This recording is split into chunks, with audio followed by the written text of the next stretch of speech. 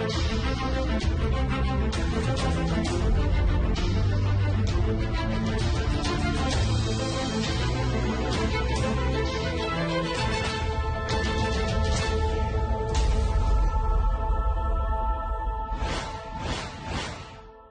day everyone and welcome back to the NLHA channel, where we will be looking at one of the questions that came through our office this week. So there's quite a number of things that actually came to the office this week, but the one that I chose for this session is actually quite interesting and quite common in South Africa, although you might not think it is, and it relates specifically to dog bites.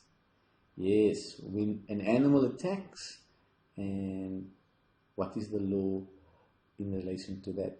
So the question that was posed to us by one of the clients was that their dog attacked someone, and now a claim is being instituted against the owner of the dog, and we need to determine whether the owner, or what is the law around the liability of owners of pets or animals in general when that specific pet or animal causes damage.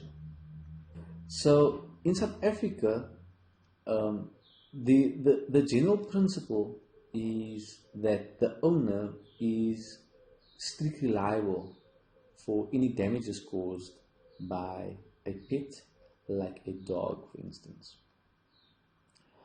And so strict liability basically means that the claimant doesn't need to prove that the owner of the animal was negligent, or that the owner was at fault, or even that the owner had intent to cause the damage or allow the damage to be caused.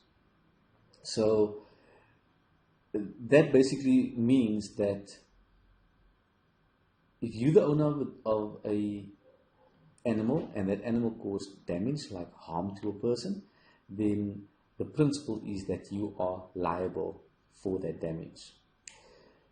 Now, there's a couple of things that the owner can use in defense, obviously. So the first would be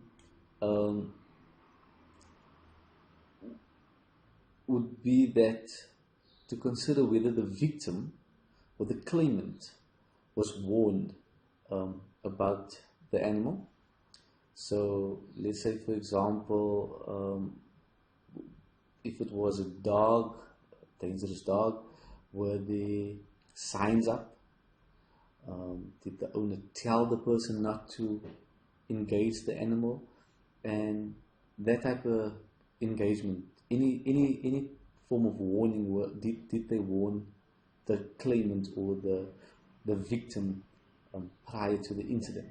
The second thing would be that one would consider whether the victim was on the premises where the incident happened, if that person was on that premises legally or illegally.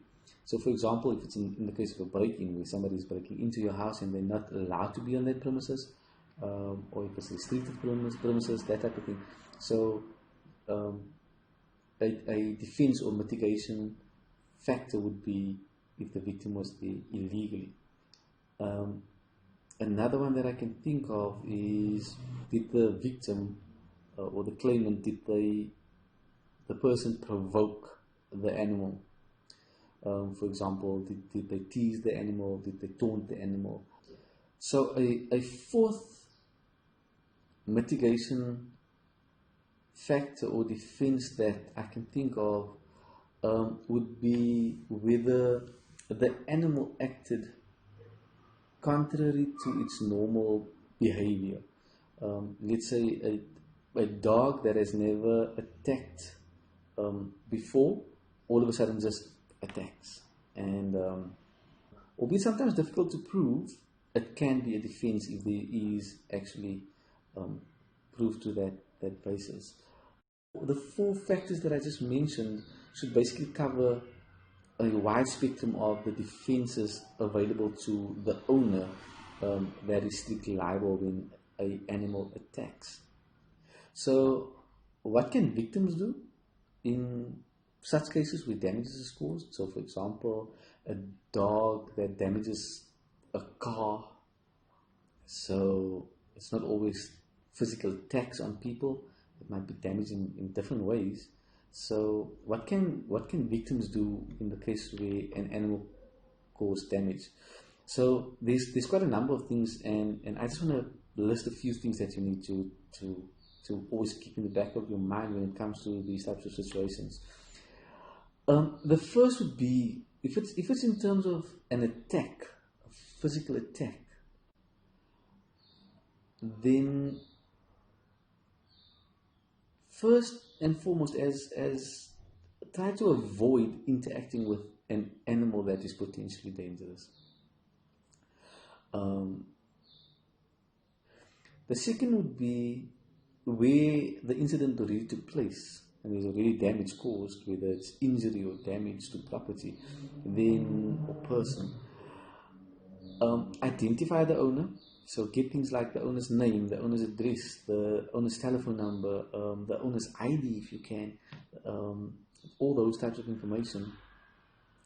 And get the same type of information for any witnesses that might be there. And also try and get witness statements if at all possible.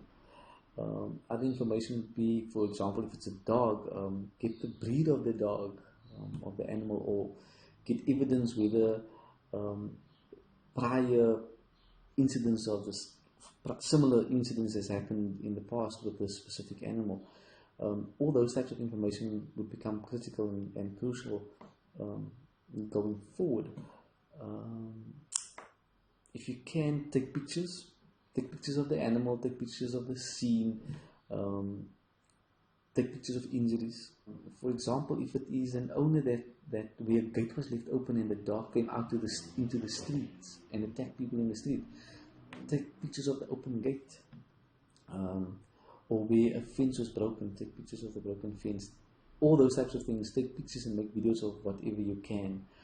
If somebody else is making videos, get the footage. So evidence is very important.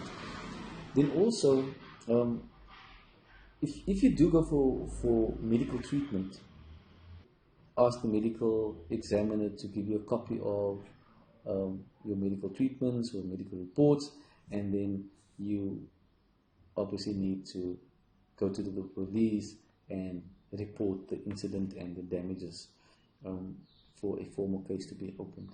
So that's basically, in a nutshell, the liability of owners in relation to their pets. Bottom line, as I said, the principle, the owner is strictly liable, not just liable, strictly liable, meaning that the owner needs to basically defend why he or she should not be held liable based on some of the mitigation factors that I have mentioned. So very interesting. It's very common in South Africa.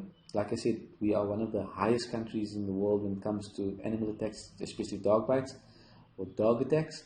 So thank you for watching. Remember to follow this video and follow the channel, subscribe to the channel, give a thumbs up, like the video, and send in your questions via all our online mediums, Facebook, WhatsApp, even on this channel you can leave a question, and we will do our best to answer all those interesting questions. Thank you very much.